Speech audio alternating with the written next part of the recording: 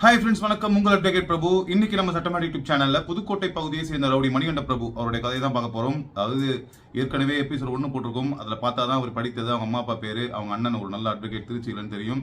5ஆம் கிளாஸ்லேயே head master அடிக்கிறது, 7ஆம் கிளாஸ்ல பிடி வாத்தியார் அடிக்கிறது, 10ஆம் கிளாஸ்ல வந்து தன் கூட படித்த ஒரு சக மாணவனுடைய கண்ணன் ஒன்றது. இது மாதிரி நிறைய வழக்குகள். அதுக்கப்புறம் வளரும் போதே பார்த்தீங்கன்னா ரொம்ப கோபமாகவே வளருது. நல்ல அறிவுள்ளவர் தான், நல்ல பண்புள்ளவர் தான், நட்புக்காக என்ன வேணா செய்வார். ஆனால் பார்த்தீங்கன்னா இந்த ஊருக்காரங்க எல்லாம் ஏதாவது ஒரு பிரச்சனை முடியும்னு சொன்னால் அவர் காதுபட சொல்லி விட்டுட்டு போயிடுறது. இவர் துருத்துன்னு என்ன பண்ணுவார் இல்லையா, அவங்களால பண்ண முடியாதெல்லாம் ஏதாவது ஒரு பிரச்சனை சொன்னால் இவர் காது படுற மாதிரி சுட்டா இவர் போய் பிரச்சனை பண்ணுவார். இந்த மாதிரி நிறைய பிரச்சனைகள் பண்ணி ஒரு கட்டத்தில் ஸ்ரீதர்னு சொல்லி ஊரில் ஒரு பெரிய ஆள், நல்ல ஒரு மனுஷன், அவரை அடிக்கிறாரு. அவரை கேட்க போன காமா சிவா அப்படின்ற சிவா என்றவர் வந்து கூட செம்ம அடி அடிச்சு ஒரு கட்டத்தில் பசங்கள்லாம் சேர்ந்து அந்த காமா என்கிற சிவாவும் பார்த்தீங்கன்னா ரொம்ப நல்ல மனுஷன் ஊரில். அவருக்காக ஏன் எதுக்குன்னு கேட்காம பசங்களாம் சேர்ந்து செம்ம அடி அடிக்கிறாங்க. இவரை ஒரு 40 பேர் சேர்ந்து செம்ம பொலான்னு புலங்குறாங்க. நெஞ்சிலே கள்ளத்துக்கு போட்டுறாரு ஒருத்தர். அதுக்கப்புறம் போய் ஹாஸ்பிட்டல் அட்மிட் ஆகிட்டு 2 மாதம் கழிச்சு வராரு. வந்து மாமா முத்துசரவன் கூடவே தான் இருக்காரு. ஏரியா பக்கமே போல, ரொம்ப அசிங்கமாயிடுச்சு. இதுக்கப்புறம் என்ன ஆகுது அப்படிங்கிறதுக்கு தான் இன்னைக்கு காணொலி. அதனால முதல் எபிசோட பார்த்துட்டு வாங்க, அப்பதான் புரியும். அதற்கு முன்னாடி நம்மளுடைய சட்டமேட் யூடியூப் சேனலை சப்ஸ்கிரைப் பண்ண பாக்குறவங்க சப்ஸ்கிரைப் பண்ணிட்டு பாருங்க. பார்த்துட்டு பெல் பட்டன் நமக்கும் ஃப்ரெண்ட்ஸுக்குள்ள ஷேர் பண்ணுங்க. வாங்க வீடியோக்குள்ள போலாம்.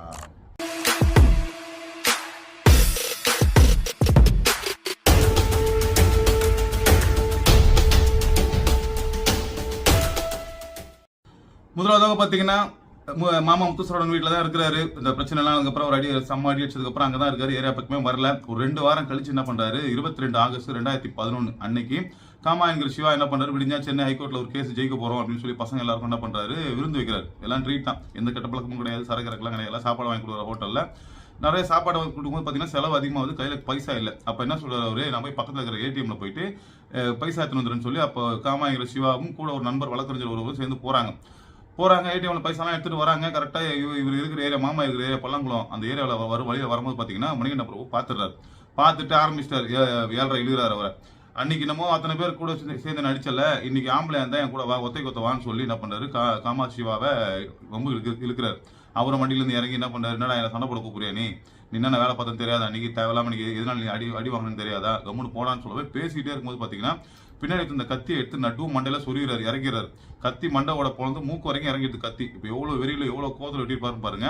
இறக்கிறாரு. கூட அந்த அட்வொகேட் என்ன பண்றாரு, ஓடிறாரு. பசங்க எல்லாம் உட்காந்து சாப்பிட்டு அண்ணா ஏடிஎம்ல போய் பைசா எடுக்க போனாரு, இன்னும் வரலன்னு சொல்லி எல்லாம் வெயிட் பண்ணுறாங்க. அதுக்குள்ள ஒரு விஷயம் தெரிஞ்சு ஜிஹெச்க்கு தூக்கிட்டு போறாங்க. ஒரு 5 மணி நேரம் ஆயிடுது. கத்தியை மட்டுமே தலையிலேருந்து எடுக்கிறதுக்கு கோமா ஸ்டேஜுக்கு போயிட்டு இருக்காரு. கத்தி எடுத்தா உயிர் போயிடும் அப்படின்னு சொல்லி டாக்டருங்க சொல்லவே ரொம்ப ரிஸ்க் எடுத்து பார்த்துருக்காங்க. ஆனால் ஒன்றும் பண்ண முடியல.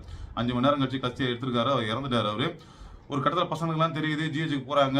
பிரசன்னா கார்த்திக்கும் என்ன பண்றாரு, அவங்க அண்ணா சொல்றாரு, டே வானாண்டா உன்னால அந்த பிரச்சனையே ஆரம்பிச்சுன்னு சொல்லி தேவையில்லாம ட்விஸ்ட் வச்சு விடுவாங்க, பிரச்சனை ஆகும், நீ போகாதன்றாரு. ஆனால் இவர் கேட்கல. இவர் வந்து அவர் மேல உள்ள சிவா மேல உள்ள பாசத்துல என்ன பண்ணிட்டாரு, சாவீட்டுக்கும் போறாரு, ஆஸ்பத்திரிக்கும் போற, கடைசி வரை இருக்கிறார். இதுல என்ன ஆகுது பாத்தீங்கன்னா, கிட்டத்தட்ட ஒரு 5000 பேர் ஹாஸ்பிட்டலில் சூழ்ந்துட்டாங்க. அதுக்கும் மேல வீட்டுல சாவ வீட்லயும் பயங்கரமான கூட்டம், நிறைய போலீஸ், நிறைய பசங்க. இவருடைய அண்ணன் காமராஜ் என்பவர் என்ன பண்றாரு, மலேசியிலிருந்து வரார். காமா என்கிற சிவாவுடைய அண்ணன் வந்து காமராஜ் மலேசியிலிருந்து வரார். எல்லாருக்குமே பயங்கர கோவம், பயங்கரமான பகை வளருது. மணிகண்டனை பிடிக்க முடியல, ஊரே பகையாவது. மணிகண்ட பிரபு என்ன பண்றாரு, எஸ்கேப் ஆயிடுறாரு. எல்லாம் தேடுறாங்க. திருக்கோவளம் போலீஸார் கொலை வழக்கு பதிவு செஞ்சு மணிகண்ட பிரபுவை தேடுறாங்க. கொஞ்ச நாள் கழிச்சு என்ன பண்றாரு, திருச்சி கோர்ட்ல ஆஜராகிறாரு. அது வரைக்கும் ஆப்ஷனலா தான் இருந்துக்கிறாரு. ஆஜராகிறாரு. இந்த கேப்ல மணிகண்ட பிரபுடைய அம்மா என்ன பண்ணிட்டாங்க, மணிகண்ட பிரபுவுக்கு புத்தி சுவாதனம் இல்லை, அவருக்கு வந்து தெளிவான ஆள் கிடையாதுன்னு சொல்லி சர்டிஃபிகேட் வாங்குறாங்க. அது மட்டும் இல்லாமல் 18 வயசு கீழே தான் சொல்லி சர்டிஃபிகேட் வாங்கி என்ன பண்றாங்க, கேஸை உடைக்கிறாங்க. ஆனால் பகை அப்படியே வளர்ந்துட்டு தான் இருக்கு. திருச்சி மத்திய சிறையில் அடைக்கப்படுறாரு. 3 மாசம் கழிச்சு ஜாமீன்ல வெளியே வராரு. புதுக்கோட்டை ஊருக்குள்ள வந்தா கன்ஃபார்மா காமா பசங்க போட்டுருவாங்க, நல்லா தெரியும் அவருக்கு. அதனால 1 வருஷமா மாவட்டத்துக்குள்ளேயே வரல, அப்சான்லே தான் இருக்கார். அதுக்கப்புறம் பார்த்தீங்கன்னா அவருடைய மாமா முத்துசரவன் மூலமாக விஜய் தேட்டர் அப்படின்னு ஒரு இடத்துல அந்த தேட்டருக்குள்ளே தான் இருக்கார். உள்ள இருந்துக்கிட்டு ஃபைனான்ஸ் வருது, பஞ்சாயத்து பண்ணுறேன்னு சொல்லி இருந்திருக்காரு. கொஞ்ச நாள் கழிச்சு ஊருக்கு வந்திருக்கார், வர ஆரம்பிக்கிறார். ஆனால் பார்த்தாங்கன்னா எப்படி வடக்குராஜ வீதியில் இருந்தால் நம்மளை எப்படி போட்டுருவாங்க வந்து பசங்க, அதனால நம்ம இங்கே இருக்க வேணும்னு சொல்லி என்ன பண்ணுறாங்க, அங்கே வந்து காலி பண்ணிட்டு பெரியார் நகர் போயிடுறாரு. கணேஷ் நகர் போலீஸாரும் போஸ் நகர் போலீஸ்காரங்க என்ன பண்றாங்க, அடிக்கடி வீட்டுல தூக்கின்னு வருது, தூக்கின்னு போய் புட்டப்ப போடுறது, வீட்டுல உட்காந்து சும்மா இருக்கும்போது விசாரணை சொல்லி தூக்கின்னு போய் புட்டப்ப போடுறது, ஆம்ஸ் ஆக்ட் போடுறது, கத்தியை காமிச்சு வழிபறன்னு சொல்லி நிறைய வழக்கு புட்டப்ப போட்டு சிறை அனுப்புறாங்க. போயிட்டு வரார். ஒரு நாள் என்ன பண்றாங்க, மணிகண்ட பிரபுடைய அம்மா என்ன பண்றாங்க, இவர் ஃப்ரெண்டு பிரசன்னா கார்த்திக்கு ஃபோன் பண்ணி, கார்த்தி இந்த மாதிரி தம்பி எங்க இருக்கான், வீட்டுக்கு வர சொல்லாமனே, இந்த வாட்டி நம்ம 37வது வார்டு கவுன்சிலர் பதவிக்கு திமுக சார்பில் நான் போட்டியிட மேலிடத்தில் பேசியிருக்கேன், மனு போட போகணும், வீட்டுக்கு வர சொல்லுன்னு சொல்றாங்க. சரி என்ன பண்றாரு, பிரசன்னா கார்த்திக்கும் போயிட்டு மணிகண்ட பிரபுவை 2 வீலர்ல கூட்டின்னு வரார். இங்கே ஏற்கனவே உள்ள வந்து கொஞ்சம் பிரச்சனை ஆகிட்டு இருக்கு. அது ஏன்னா 34வது வார்டு கவுன்சிலராக எப்பயுமே வழக்கமா நிற்குது ராஜதுரைன்றதான் நின்றுகார். இந்த வாட்டி இவருக்கு தான் சீட் வரப்போகுதுன்றது இவங்களுக்கு அரசு பொறுத்தா தெரிஞ்சு போச்சு. கட்சிக்குள்ளேயும் பிரச்சனை தான் இருக்கு.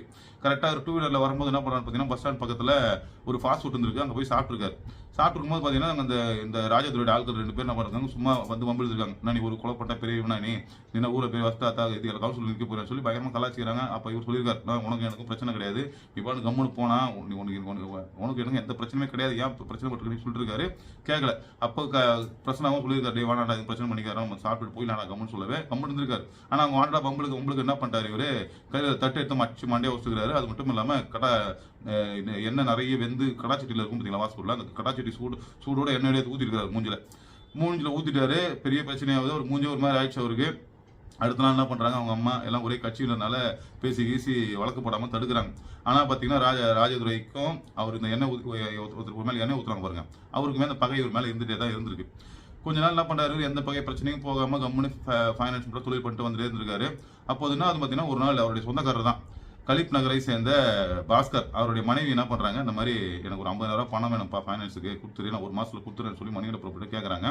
இவர் அப்போவே சொல்கிறார், எப்பா வேணாக்கா, இந்த மாதிரி காசு வாங்க தெரிஞ்ச பிரச்சனை ஆகுங்க, ஏன்னா அவர் வந்து காமாங்கிற சிவாவுடைய நண்பர், நெருங்கிய நண்பர், அதனால் பிரச்சனை வரும் வேணான்னு பிரபு சொல்கிறாரு. ஆனாலும் அந்த லேடி என்ன பண்ணுறாங்க, இல்லை கம்பல் பண்ணி கொடுக்கவே 50,000 வாங்கிக்கிறாங்க. சரி, ஒரு மாதம் ஆகுது, பணம் திருப்பி வரல. இப்போ என்ன பண்ணாரு, ஃபோன் பண்ணியாக்கா, எனக்கா இந்த மாதிரி பணம் வரலையே, 50,000 கொடுத்துருந்தேக்கா, எப்போக்கா தெரிவிக்கிறதுக்கு அந்த அக்கா என்ன சொல்கிறாங்க, ரெண்டு வாரம் கழிச்சு தந்துடுறேன்ப்பா அப்படின்னு சொல்கிறாங்க. இது என்ன ஆயிடுது, அந்த அக்கா சொல்லி முடிச்சதுக்கப்புறம் அவருடைய ஃபோனை வந்து அவருடைய ஹஸ்பண்ட் பாஸ்கர் பார்த்துருக்காரு. இவன் எதுக்கு ஃபோன் பண்ணிக்கிறான், மணிகண்ட பிரபு எதுக்கு உங்களுக்கு ஃபோன் பண்ணிக்கிறான்னு சொல்லவே இவர் என்ன பண்ணிட்டாரு, இந்த அம்மா என்ன பண்ணிச்சு, ஆமா நான் ஃபைனான்ஸ் வாங்கியிருந்தேன், அர்ஜென்ட் வீட்டுக்கு தேவைப்பட்டுச்சு, நான் 50,000 பணம் வாங்கிதான் சொல்லிட்டாங்க. அவர் தான் ஃபோனை போட்டு என்ன பண்ணிருக்காரு, பயங்கரமாக திட்டிருக்காரு பாஸ்கர், ஏன் முன்னாடி நீ எப்படி ஃபைனான்ஸ் கொடுப்ப அப்படின்னவே அதுக்கு மணிகண்ட பிரபு என்ன சொல்லியிருக்காரு, அதெல்லாம் ஒன்றும் பிரச்சனை இல்லை, நான் வந்து எப்போ கொடுக்குறாலும் கொடுக்கட்டும், நீங்கள் இதெல்லாம் இதை பெருசாக்காதீங்க, ஒரு கஷ்டம் கடனை கொடுத்தேன்னு சொல்லியிருக்காரு. ஆனாலும் கத்த ஆரம்பிச்சார். என்ன பண்ணுறதுன்னா, ஒரு கட்டத்தில் இவர் இங்கே தான் இருக்கான்னு தெரிஞ்சு போச்சுன்னு பசங்க எல்லாரும் ஃபோன் அடிக்கிறாங்க. மணிகண்ட பிரபு வீட்டில் தான் நீ நேரம் எல்லாம் வந்துருங்க சொல்லிக்கிட்டு நான் ஒரு 30-40 பேர் நேரம் வீட்டுக்கு போகிறாங்க. வீட்டுக்கு கதவு ஜன்னல்லாம் எல்லாத்தையும் அச்சுன்னு ஒழுகுறாங்க. மணிகண்ட பிரபு அம்மா என்ன பண்ணுறாங்க, இவர் வீட்டுக்குள்ளே வச்சு வெளியே போனால் பிரச்சனை வந்துட போகுது அப்படின்னு சொல்லி வீட்டுக்குள்ள வந்து கத்துறாரு. இவர் என்ன வெளியே விட, நான் இவங்களை பார்த்துக்கிறேன்னு சொல்லி கத்துறாரு. ஒரு பக்கம் பிரச்சனை கார்த்திக்கும் ஃபோன் பண்ணி சொல்கிறாரு, பசங்க எல்லாம் கூட்டினு வாடா, பொருள் எத்தனை வாடா, எங்கள் அம்மா என்ன விட மாட்டாங்க வெளியே, தேவையில்லாமல் அச்சு வச்சுக்கிறாங்க. எங்கள் அம்மா என்ன பண்ணுறாங்க, போலீஸுக்கு கால் பண்ணுறாங்க. போலீஸ் நேரம் வந்துடுறாங்க. வந்தோடனே எல்லாருமே ஓடி போயிடறாங்க. அடுத்து பார்த்தீங்கன்னா, மணிகண்ட பிரபுடைய அம்மா என்ன பண்ணுறாங்க, எப்படியாவது இந்த பேசி இந்த பிரச்சனையை காம்ப்ரமைஸ் ஆக்கிடணும், ஏன்னா ஒரு பிரச்சனையாக வளர்ந்துட்டு இருக்கு, பயங்கரமாக பகை அதிகமாகிட்டு சொல்லி என்ன பண்ணுறாங்க, நேராக போயிட்டு அவங்க வீட்டிலேயே பேசுனா அவங்க அம்மா கிட்டேயும் பேசுகிறாங்க, காமா என்ற சிவா அவருடைய அம்மா கிட்டையும் பேசுகிறாங்க, வேலைக்காவில் அவங்க அண்ணன் காமராஜ் கிட்டையும் பேசுகிறாங்க, எதுவும் வேலைக்காவில் பழின்ற மாதிரி தான் அவங்கெல்லாம் ஒரு பக்கமாக சொல்கிறாங்க. இவங்க அம்மாவும் இப்போ புள்ள சிங்கம்னு சொல்லி கோவத்தில் வாயை விட்டு வந்துட்டாங்க. கம்முன்னு வந்துடுறாங்க வெளியே, ஒன்றும் பண்ண முடியல. இப்போ என்ன ஆகுது பார்த்தீங்கன்னா, மணிகண்ட பிரபுக்கு ஊர் ஃபுல்லாக பயங்கர பகையாவது, எல்லாம் தேட ஆரம்பிக்கிறாங்க. ஒரு பக்கம் ராஜதுரை ஆட்கள், ஒரு பக்கம் பார்த்தீங்கன்னா காமாசிவா பசங்க, ஒரு பக்கம் பார்த்தீங்கன்னா காமாசிவா நெருங்கிய நண்பர் சிலம்பரசன் பசங்க, எல்லாம் ஒரு புறம் எல்லாமே தேட ஆரம்பிக்கிறாங்க. மணிகண்ட பிரபுக்கு தெரிஞ்சு போச்சு, எப்படி பார்த்தாலும் வேலைக்கு ஆகாதுன்னு. நைட்டு என்ன பண்ணுறாரு, ஃபோன் பண்ணி சொல்கிறார் இவர்கிட்ட, பிரச்சனை ஆகிட்டு, இது மாதிரி நான் பார்க்கலாம் வராது, ரூட் எடுக்கிறாங்க, எப்படி போட்டு வாங்கி நினைக்கிறேன், அதனால என்ன பார்க்க வந்து நீ பிரச்சனை மாட்டிக்காதுன்னு சொல்லி சொல்கிறார். அப்போ என்ன பண்ண, திடீர்னு பிரபு என்ன பண்ணுறாரு, சரி நம்ம நிற்க போகிறோம், எலெக்ஷன் நிற்க போகிறோமே, நம்ம சொந்தக்காரங்கிட்ட கொடுத்த காசெல்லாம் வாங்கலாம் அப்படின்னு சொல்லி என்ன பண்ணுறாரு, கம்பர் நகர் ஏரியாவுக்கு போகிறார். சொந்தக்காரங்க எல்லார்ட்டையும் யார்கிட்ட பைசா கொடுத்தோமோ எல்லாத்தையும் வாங்க போறாரு. அப்போ என்ன ஆயிடுது, இவங்க எல்லாம் ஒரு 20 பேர் கத்தியோட சுற்றுறாங்க. இந்த டீமுக்கு தெரிய வந்தது இங்கே தான் இருக்கிறாங்க அப்படின்னு தெரிய வந்தோடனே கத்தியோட சுற்றுறாங்க. சுற்றி ஒரு வீட்டா உள்ள பூந்து பார்க்குறாங்க, எங்கேயுமே இல்லை. ஒரு கட்டத்தில் பார்த்தீங்கன்னா விஜயலட்சுமின்றவங்க சொந்தக்காரங்க, அவங்க என்ன பண்ணுறாங்க, வீட்டுக்குள்ளே ஒரு பூட்டி வச்சு தூக்குற மாதிரி லைட்லாம் ஆஃப் பண்ணிட்டு வீட்டுக்குள்ளே யாரும் இல்லை உள்ளெல்லாம் போகக்கூடாத மாதிரி வான் பண்ணி அனுப்பிடுறாங்க. ஒரு 2 மணி நேரம் வீட்டுக்குள்ளே வச்சிருக்காங்க. அதுக்கப்புறம் தான் வெளியே விட்டுருக்காங்க. அதுக்கப்புறம் தான் இவர் வீட்டுக்கும் போயிருக்காரு. மணிகண்ட பிரபுக்கு கன்ஃபார்மாக தெரிஞ்சு போச்சு இப்படி வலை வீசி தேடுறாங்கன்னு சொல்லி. அதுக்கப்புறம் பிரசன்னா கார்த்திகோட கான்டாக்டை இவரே கட் பண்ணுறாரு. ஃபோனில் மட்டும் தான் பேசுறது, நேராக வரவானான்றது அந்த மாதிரி ஆயிடுச்சு. இந்த மாதிரி கட்டத்தில் தான் பார்த்தீங்கன்னா பிரசன்னா கார்த்திக்கு ஃபோன் வருது. எங்கேருந்து வருதுன்னு பார்த்தீங்கன்னா, இறந்த சிவாவுடைய க்ளோஸ் ஃப்ரெண்டு சிலம்பரசன் ஃபோன் பண்ணி கேட்குறாரு, உனக்கு தெரியாமல் இருக்கிறது மணிகண்ட பிரபு எங்கே இருக்கான்னு சொல்லு, எனக்கு நீ எப்படி உங்கள் அண்ணன் நானும் அவ்வளோ க்ளோஸ் ஃப்ரெண்ட்ஸு, உனக்கு நீ எப்படி தம்பியோ உன் மேலே எந்த பிரச்சனையும் வரும், உன் பேரை நான் வெளியே சொல்ல மாட்டேன், எனக்கு மணிகண்ட பிரபு வேணும், எப்படி தான் அவன் கொலை பண்ணுறோம், நீ என்ன தான் சேஃப் கார்ட் பண்ணி வச்சுதான் கொலை பண்ணுறோம் சொல்லி மிரட்டிக்கிறாங்க. இவர் எனக்கு எதுவுமே தெரியாதுன்னு இருக்கார்.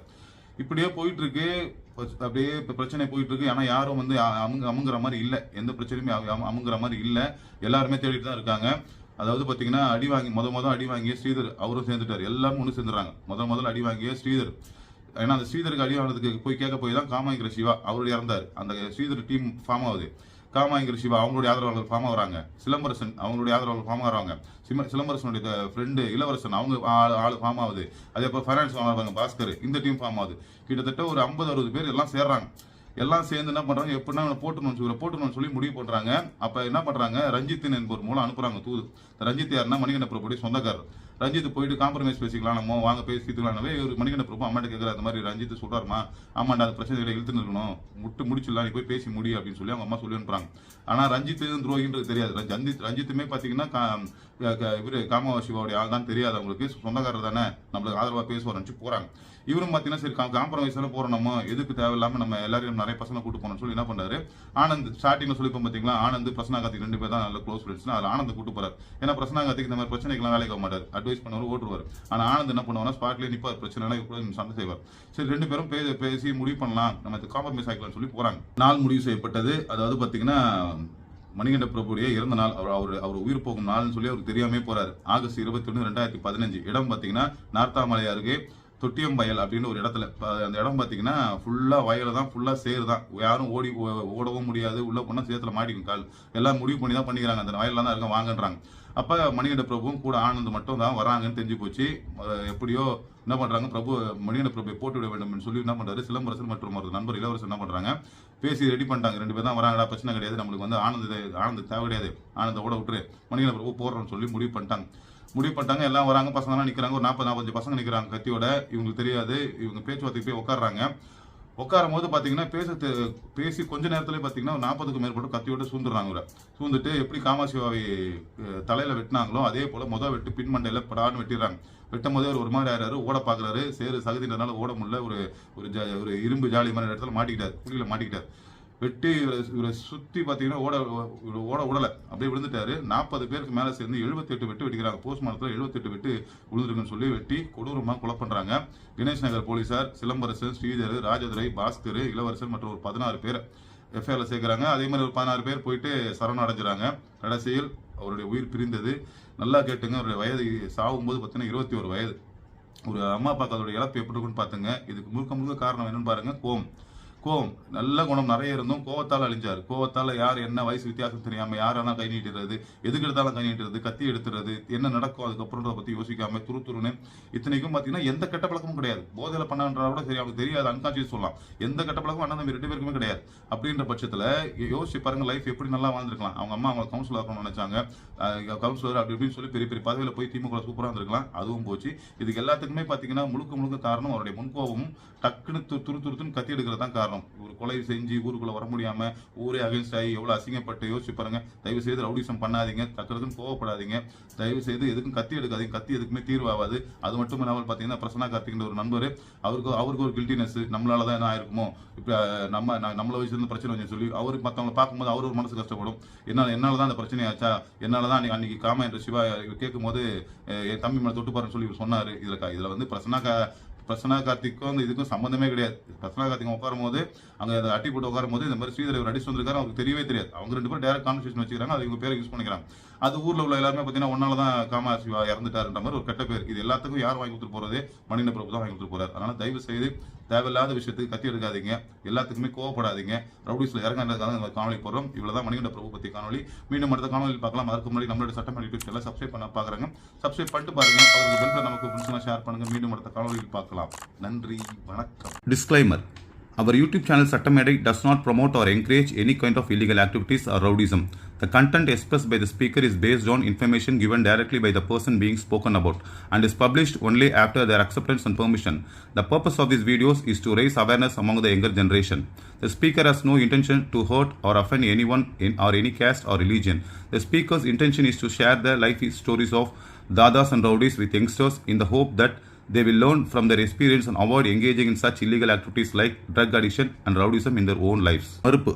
நம் சட்டமேடை யூடியூப் சேனல் எந்த ஒரு ரவுடிசத்தையோ சமூக விரோத செயல்களையோ ஆதரிக்காது. நாம் போடும் வீடியோக்களில் வரும் கதைகள் சம்பந்தப்பட்ட நபரே கொடுத்ததாகும். அவர்களது ஒப்புதல் மற்றும் அனுமதியோடு தான் வரும் தலைமுறைக்கு விழிப்புணர்வு ஏற்படுத்த வீடியோ போடப்படுகிறது. இந்த சேனலில் வரும் வீடியோக்கள் ஒரு தனி நபரையோ மதத்தையோ ஜாதியையோ புண்படுத்தும் நோக்கத்தில் இல்லை. நாம் போடும் வீடியோக்களால் தாதா மற்றும் ரவுடிகளின் வாழ்க்கை முறையை இளம் தலைமுறைகள் அறிந்து அதன் மூலம் ரவுடிசம், போதை பழக்கங்கள் போன்ற எந்த சமூக விரோத செயல்களிலும் ஈடுபடாமல் இருக்க உதவும். நன்றி.